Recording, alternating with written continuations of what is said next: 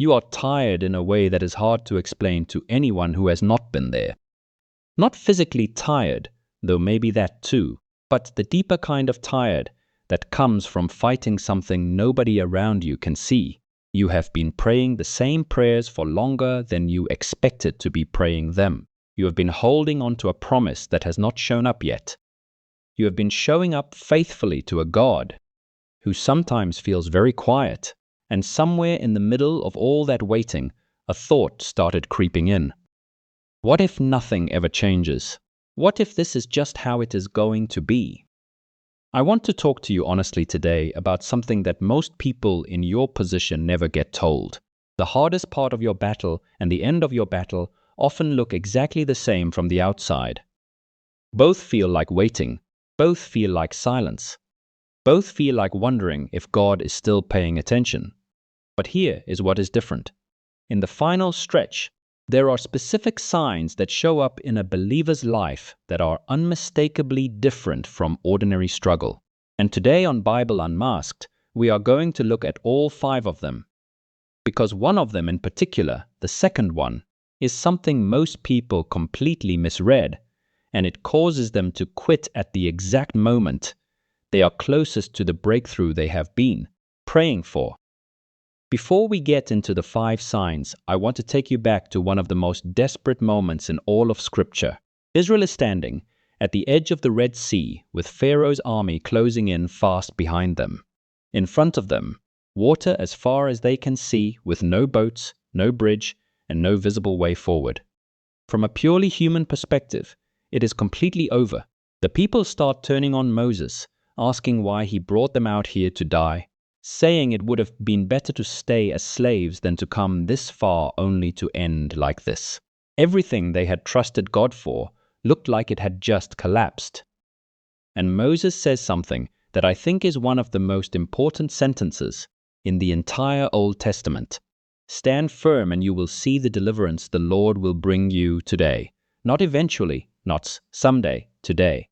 And then the sea opens. Now, here is what I want you to sit with before we go any further. The people standing at that shore had absolutely no way of knowing the sea was about to open. From where they were standing, it just looked like a dead end. Like they had come all this way for nothing. Like the promise had failed, and God had gone silent at the worst possible moment. But God was not absent in that moment. He was actually in the middle of doing the most significant thing he had ever done for them. They just could not see it yet. And I want to suggest to you that some of you are standing at your own version of that shore right now. You cannot see what God is doing beneath the surface of everything that looks stuck and impossible. But the 5 signs we are about to cover are exactly what God consistently places in a believer's life in the final moments before everything changes. And the second sign in particular is one that most people completely misread, and that misreading causes them to quit at the exact moment they are closest to what they have been praying for. So stay with me all the way through. Sign 1. You feel a shift before you see a change. This is the sign that is easiest to dismiss because it has no visible evidence. Nothing around you has changed at all. The bills still exist. The situation you have been praying about is still exactly where it was months ago. But something inside you feels quietly different in a way you cannot explain to anyone else. There is an expectancy sitting in your spirit lately that was not there before, almost like something in you knows a chapter is ending, even though nothing on the outside confirms it. Maybe you have noticed an unusual pull toward prayer that feels less like obligation and more like genuine hunger. Maybe a verse you have read 20 times suddenly carries a weight it never had before. Maybe there is just a sense, quiet but persistent, that something is genuinely about to shift. And your logical mind keeps trying to talk you out of it because the circumstances are not cooperating. I want to tell you something important before you dismiss that feeling entirely. Romans 8:28 says God works all things together for good for those who love Him. Notice that word works because it is present tense, not worked, not will work someday, works right now. God can be moving at full speed in your situation while everything around you still looks completely still. Think about what happens underground before a seed breaks the surface. Weeks of invisible activity, root systems forming, growth happening in complete darkness where nobody can see it. And then one day it just appears. Not because it suddenly started growing, but because what was already done finally became visible. That internal shift you have been feeling is not wishful thinking. It is your spirit picking up on something your eyes have not caught up to yet. God changes people before He changes their situations. He prepares the vessel before He releases what goes inside it. And that preparation is exactly what that quiet, unexplainable expectancy feels like from the inside. Here is your practical step for this sign. The next time that quiet expectancy surfaces, bring it to God in prayer and ask Him what He is doing in you that you cannot yet see in your circumstances. And then actually stay quiet long enough to let something come back. Because the second sign is the one that requires the most honesty to sit with. And it is the one that will make the most difference in whether you finish this season or quit right before the breakthrough arrives. The warfare suddenly gets worse. This is the sign that causes more believers to quit than any other on this list, because when the battle intensifies, the natural conclusion is that something has gone wrong, that you made a mistake, that you misheard God, that the promise was never real, or that you are simply losing. But I want to completely reframe what intensified warfare actually means in the life of a believer who is close to breakthrough. Think about Jesus in the wilderness. His public ministry had not even started yet. He had just been baptized and publicly identified by the Father. And immediately, the enemy showed up with everything he had. Not before the declaration of identity, immediately after it. Think about Joseph, sitting in prison after years of faithfulness, already having survived betrayal and false accusation. And then the one person who could help him forgets about him for 2 full years. The pressure did not ease as he got closer to his purpose. It got heavier. Think about David, already anointed as the next king of Israel, and yet spending years running through the wilderness with Saul actively trying to kill him. The closer he got to the throne, the more dangerous his situation became. The pattern across all 3 of these men is impossible to ignore. Increased pressure arrived right before significant promotion, and the enemy's intensified opposition was not evidence they were losing. It was evidence they were about to win. Here is the principle that changes everything about how you read this season. The enemy does not waste his most focused attacks on people who are going nowhere. He reserves his heaviest opposition for the believers who are becoming genuinely dangerous to his plans. Ephesians 6:12 reminds us that our struggle is not against flesh and blood, but against spiritual forces of darkness in heavenly places. This battle has always been spiritual, and the enemy increases pressure when he sees movement before you do. He knows what is coming even when you cannot see it yet. And his response to what he sees coming is exactly what you have been experiencing lately. The unusual discouragement that arrives out of nowhere. The mental attacks that feel more persistent than normal. The confusion and emotional heaviness that has no obvious external cause. The temptations that feel strangely intensified right in the middle of a season where you are trying harder than ever to stay close to God. None of that is random, and none of it means you are losing. It means the enemy is panicking because he sees your breakthrough before you do. Here is your practical step for this sign. The next time the warfare intensifies in your life, resist the instinct to pull back and instead lean in harder to prayer and worship. Not because effort earns breakthrough, but because the enemy is counting on the pressure, pushing you away from the very presence of God. That is your greatest protection in the battle. The third sign is one that will probably feel like loss when it happens, and most people interpret it as rejection or failure when it is actually something else entirely. Sign 3. Certain people begin leaving your life. This one hits in a way that the other signs do not, because it is not abstract spiritual warfare or an internal feeling you can talk yourself through. It is people, real people with names and history and shared memories, quietly moving out of your life in ways you did not ask for and did not expect. A friendship that slowly went cold without a clear reason. A relationship you invested years in that suddenly feels like it is unraveling. Support that used to be consistent, that has quietly disappeared. And the questions you keep asking is, what did I do wrong? I want to offer you a different question entirely. What if some of these departures are not about what you did wrong, but about where God is taking you next? Genesis 13 gives us one of the clearest examples of this principle in action. Abraham and Lot had been traveling together for years, family, shared history, a genuine bond between them. And then their herdsmen start fighting, and the land cannot sustain both of them anymore. So they separate. Lot goes one direction, and Abraham goes another. And the very next thing that happens after Lot leaves is that God speaks to Abraham with more clarity and more specific detail about the promise than he had ever spoken before. The separation was not a punishment for Abraham. It was a prerequisite for the next level of the promise. Some people in your life were assigned to a specific chapter of your story, not the whole book. They were exactly who you needed for the season you were in, but they were never designed to go with you into the next one.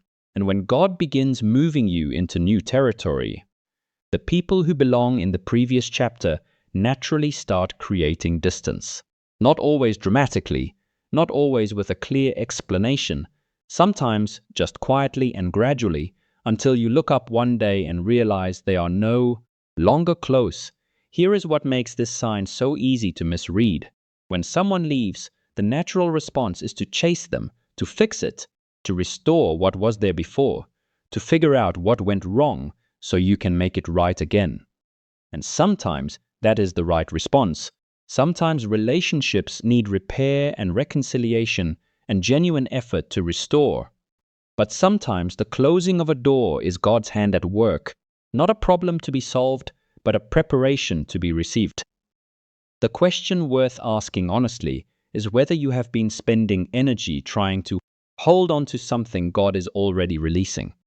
Because every moment you spend trying to resurrect what God is allowing to end is a moment you are not moving toward what He is preparing ahead. Here is your practical step for this sign. Think about a relationship that has been creating distance lately and bring it honestly to God in prayer. Not to ask Him to fix it necessarily, but to ask Him whether this is something He is releasing or something He wants you to fight for, and then trust the answer He gives you, even if it is not the one you were hoping for. Because the fourth sign is going to feel very different from everything we have covered so far. It is actually one of the most encouraging signs on this entire list. And when you recognize it, you will understand exactly why it is showing up in your life right now. Sign 4. Your hunger for God suddenly increases. This one feels different from the others because it is not painful. It is actually one of the most quietly beautiful things God does in the final stretch of a hard season. You start noticing that the things which used to satisfy you simply do not anymore. Scrolling feels emptier than it used to feel. Entertainment that used to hold your attention for hours now feels shallow after 20 minutes. The distractions you used to reach for automatically are losing their pull. And in the space where they used to sit there is something else growing. A genuine hunger for God's presence that feels different from the disciplined effort of your regular spiritual routine. Not the kind of prayer that feels like checking a box, but a real desire to actually be with Him that shows up at unexpected moments throughout your day. You find yourself thinking about Scripture in the middle of ordinary tasks. You find yourself wanting to pray, not because you feel obligated, but because something in you genuinely needs the contact. You find yourself more sensitive to His presence, more aware of His voice, more attuned to the quiet nudges that you used to rush past without noticing. Now here is why this matters as a sign that your battle is about to end. God consistently increases a person's spiritual capacity before he releases greater spiritual responsibility into their life. He does not pour more into a vessel that has not been enlarged to receive it. And this hunger, this deepening desire for his presence, is the evidence that he is actively enlarging you right now. Psalm 42:1 says, "As the deer pants for streams of water, so my soul pants for you, my God." That verse is not describing a casual preference or a mild spiritual interest. It is describing a desperate need, the kind that cannot be ignored or substituted with anything else. And the reason that kind of hunger surfaces in a believer's life is almost always because God is about to do something significant enough to require a deeper foundation than what currently exists. Think about how Jesus operated before every major moment in his ministry. Before choosing the 12 disciples, he spent an entire night in prayer. Before the feeding of the 5,000, he withdrew to a solitary place. Before the cross, he went to Gethsemane and stayed there until he had everything he needed from the Father to face what was coming. The preparation always preceded the moment, and the hunger for God was always the preparation. So if you have been feeling this unusual pull toward God lately, this sense that ordinary spiritual activity is not quite enough anymore, and you want something deeper and more real, do not treat that as background noise in your busy life. That hunger is one of the clearest signals that something significant is coming and God is getting you ready for it right now. Here is your practical step for this sign. Whatever time you have been giving to God recently, give Him a little more this week, not out of religious obligation, but because the hunger itself is an invitation, and responding to it is what positions you to receive what is coming next. Because the fifth and final sign is the one that I think is going to land the hardest for most people watching today. It is the sign that the enemy fears most, and the one that most believers completely overlook as something significant. And once you see it for what it actually is, you will never look at your own persistence the same way again. Sign 5. Hope keeps coming back when every reason says it should not. By this point in your battle, you should have quit. And I mean that in the most honest way possible. Logically, statistically, based purely on how long you have been waiting and how hard the season has been, giving up would make complete sense to any reasonable person looking at your situation from the outside. And yet here you are, still praying, still believing, still holding on to something that has not arrived yet, still showing up to a God who has felt quiet for longer than you expected. And every time you get to the edge of finally letting go, something happens. A sermon speaks directly into your exact situation in a way that feels impossible to explain as coincidence. A verse you have read dozens of times before suddenly carries a weight it never carried and lands somewhere deep in your spirit. A friend says something in a completely unrelated conversation that addresses the exact thing you have been struggling with that week. A peace settles over you in the middle of a moment where anxiety should be the only reasonable response. And hope comes back. Not dramatically, not with overwhelming emotion, just quietly and persistently, like a flame that keeps reigniting every time circumstances try to blow it out. Now here is what I want you to understand about that pattern. That is not your own resilience keeping you going. That is not positive thinking or emotional stubbornness, or a personality trait that makes you more persistent than other people. That is God refusing to let you quit because He is not finished yet. 1 Kings 19 tells us the story of Elijah praying for rain after 3.5 years of drought. He sends his servant to look toward the sea 7 times. 7 times. The first 6 times the servant comes back with nothing. No cloud, no sign, nothing on the horizon that suggests anything is about to change. And Elijah keeps praying. On the 7th time, the servant comes back and says, "There is a cloud the size of a man's hand rising from the sea." One small cloud after 7 rounds of silence. And Elijah says, "Go and tell Ahab to get his chariot ready because the rain is coming." Not might be coming, not possibly coming if conditions are right. Coming. The rain that had been withheld for 3.5 years broke loose that same day. Now I want you to think about what would have happened if Elijah had stopped at the 6th time. If the silence after 6 rounds of prayer had been enough to convince him that God was not going to answer. If the absence of visible evidence had caused him to walk away 1 round too early. He would have quit 1 prayer away from the breakthrough that changed everything. And I believe with complete sincerity that some of you watching today are in exactly that position right now. You are 1 prayer away, 1 more day of faithfulness away, 1 decision not to quit away from the moment everything shifts. The reason hope keeps coming back when logic says it should not is because God keeps sending it. He keeps sending the sermon that lands at exactly the right moment. He keeps bringing the verse that speaks directly into your situation. He keeps placing the right person in your path with the right words at the right time. Not randomly, not coincidentally, but deliberately and specifically because he sees where you are in the process and he knows you need exactly that to make it through the next stretch.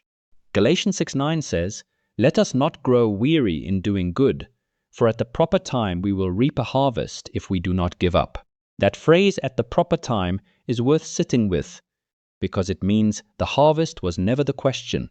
Whether the promise is real was never the question. Whether God is able was never the question. The only variable in that verse is whether you will still be standing when the proper time arrives. And the fact that hope keeps returning to you is God's way of making sure you will be. Here is your practical step for this sign. The next time hope surfaces unexpectedly in the middle of your difficult season, treat it as a message rather than a feeling. Write down what it felt like and when it came and what was happening in your life at that moment. Because looking back at those moments over time will show you a pattern of God's faithfulness that will become one of the most important things you have ever documented. Before we close, I want to say something honest that most encouragement videos will not say. These 5 signs do not guarantee that tomorrow will be easy. They do not mean the battle ends on your timeline or looks the way you imagined it would look. Breakthrough does not always arrive as the dramatic reversal you have been picturing. Sometimes it arrives as a quiet settling of peace in a situation that has not fully resolved yet. Sometimes it arrives as the strength to keep going rather than the removal of what you have been going through. And sometimes the end of 1 battle is simply the beginning of a deeper walk with God that required everything you just went through to become possible. So I am not standing here telling you that everything is about to become easy. I am telling you something more important than that.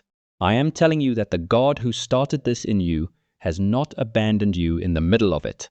And the signs we covered today are not random spiritual coincidences happening in your life. They are evidence of a God who is actively and specifically at work in your situation right now, even when you cannot see it clearly. Let me bring it back to Israel at the Red Sea one final time. They did not know the sea was about to open. They had no advance warning, no prophetic word that morning, no visible sign that anything was about to change. All they had was Moses telling them to stand firm and watch. And what God asked of them in that moment was not great faith, or great spiritual maturity, or a perfect prayer record. He just asked them not to run, to stand still long enough for what he was already doing to become visible. That is what he is asking of you today, not to manufacture more faith than you currently have, not to pray longer or faster, or with more intensity than you are capable of right now, just to stand, to be still long enough for what he is already doing beneath the surface of your situation to finally break through into the visible, because it is coming, not because your battle has been easy or your faith has been perfect, but because the God who promised is faithful and he does not leave things unfinished. Lamentations 3:22-23 says, "The steadfast love of the Lord never ceases, his mercies never come to an end. They are new every morning, great is his faithfulness." Every morning, Not every morning you got it right. Not every morning you felt strong enough. Every morning without exception. That faithfulness is what has been holding you together through the hardest parts of this season, and it is what will carry you through the final stretch into what is waiting on the other side. So here is what I want to leave you with today. You have already made it further than the enemy thought you would. You are still standing when he fully expected you to have quit by now, and the hope that keeps coming back to you is not your imagination. It is God keeping his promise to complete what he started in you. Do not quit now. Do not let temporary exhaustion make a permanent decision. Because the sea is already starting to move, even if you cannot see it from where you are, standing. If one of these 5 signs is showing up in your life right now, I want to hear about it in the comments. Not a phrase I gave you, just honestly which sign resonated most and what your situation actually looks like. Because someone reading your comment today might be exactly where you were 6 months ago. And your honesty could be the thing that keeps them standing. And if someone in your life is in the middle of a hard season and running low on hope, share this video with them today. Sometimes the most important thing you can do for someone is help them see their situation through a different lens at exactly the right moment. This is Bible Unmasked. Real faith for real life. No performance, no pretending, just honest conversation about the things that actually matter. Subscribe and come back because we are just getting started. God is not finished with your story, and the sea is about to open.